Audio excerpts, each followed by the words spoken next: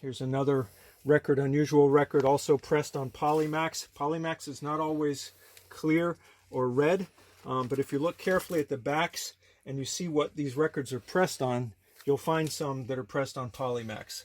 They had their own company. Research Craft Corporation in Los Angeles, California, is the company that made the Polymax. I love Japanese recordings. The quality is incredible. I love the music too. So when you see a record made in Japan, Japanese music, or anything made in Japan, take a closer look, or just buy it for the sound quality. These look like they're pressed on Polymax. I don't know if they are, but they had just beautiful virgin vinyl pressings, and the sound is just phenomenal. Very, very clean, beautiful quality. You want to educate yourself also about labels that had really good engineers and producers. Contemporary is one of these labels. You want to look for these two guys, Lester Koenig and Roy Dunan. This is not my favorite record on Contemporary, but remember that yellow label. If you like jazz, you find stuff on Contemporary, the sound is usually really phenomenal. Worth taking even if you don't want to keep it for yourself. You're going to resell it. If you ever see this, you have to grab it. This is an amazing audiophile recording by Audio Fidelity. A lot of the stuff they did is crap, but this one is amazing. A couple others that they did are really amazing jazz. You won't believe the sound. You don't want to miss that one. Another tip for audiophile. Here's the American mobile fidelity recording of Pink Floyd, Dark Side of the Moon. I played that and then played the British version right after it. And the British pressing was head and shoulders above the American audiophile, so-called audiophile pressing. So if you ever get a chance to grab the British pressing, grab it. It'll sound so much better. Another thing to watch for when you're flipping through piles of records is these unmarked record covers. Sometimes you'll find acetates in there. An acetate is a very limited use recording made just to check for sound quality. It's on a piece of aluminum. It's a very thin layer of, I forget what it's called, but anyhow, they're very fragile. You can only play them a couple times. But look what's on there and take them home if they're not expensive. If it doesn't even say what's on there, take it home and listen to it. You'll sometimes find rare stuff. These were recordings by Mark Bucci, who turns out is a kind of an avant-garde composer. So that was an interesting find. Here I found I have whole boxes full of these acetates, and once in a while you find really great stuff.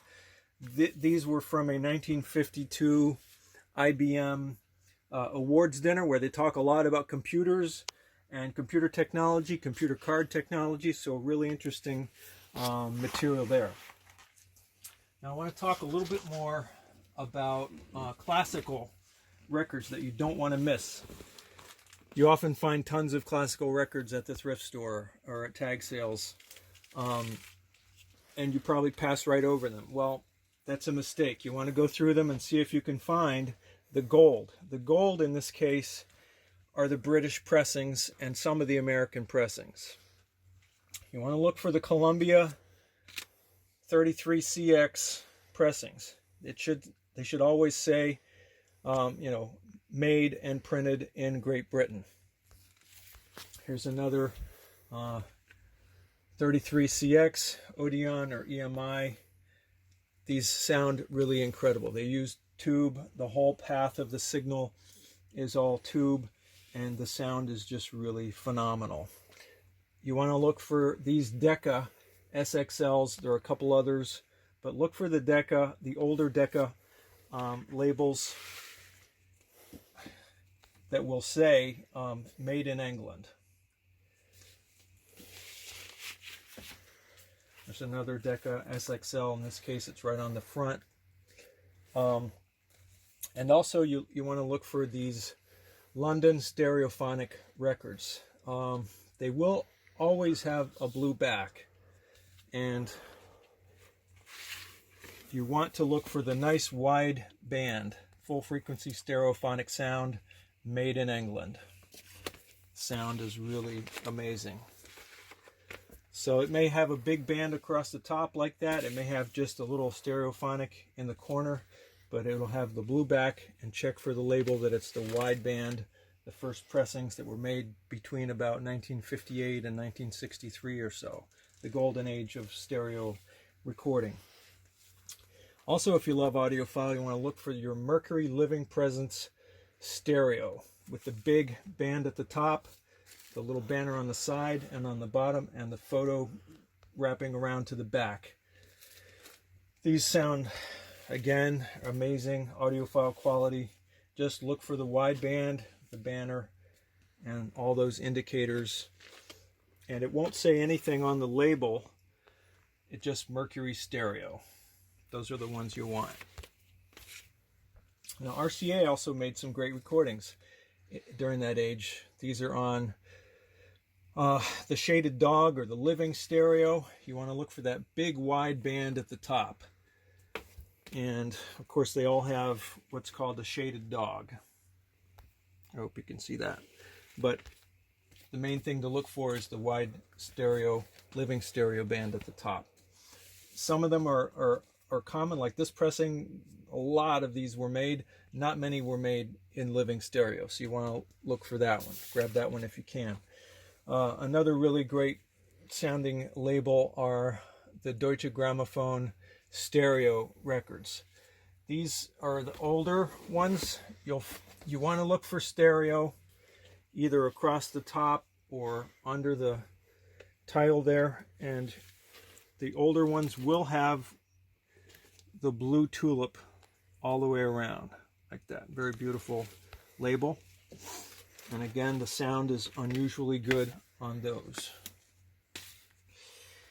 Some unusual labels like Continental have unusual recordings, like Bartok playing Bartok. They're not the only label that would do that, but here's a rare record that I found just because I knew what I was looking for. Continental Records, and Esco plays Bach Sonatas. So these are rare because Esco was toward the end of his life when he made these recordings. His hands were quite atrophied with arthritis, but he was still able to play the violin, and he played beautifully. And they didn't press very many of these, so they're rare. They're hard to find. So if you know what you're looking for, you won't pass it by. I found this in a thrift store and a pile of records that a lot of guys had already gone through. Also, the more you educate yourself about classical and desirable pianists, violinists, cellists, and so forth, the more you'll be able to pick out the gold from the rest of the stuff. You just have to do your research. I can't go in depth into that. But also the packaging. Like RCA did this series called the Cetrosoria series. Very beautiful packaging. Gold embossed, not literal gold, but beautiful package with gorgeous printing. They're usually printed in Switzerland. The color plates are tipped in by hand. The whole thing is just really solid and beautifully made. And you can often find these for $1 at someone's tag sale in a good neighborhood. And they're really good sounding too. They're living stereo. Also, you want to familiarize yourself, the more you're into the avant-garde music, with the composers that are desirable, the music that you really like, obviously. One of my favorites is Arvo Pärt. I'm really happy when I find some of his records. This is not for everybody, but you want to know some of these names so you don't pass over valuable records when you come across them. Harry Parch, John Cage, people like that you want to be familiar with so that you don't let those go. Another thing that I like is researching the people that I really admire. One of the musicians I really love is this guy called Moondog.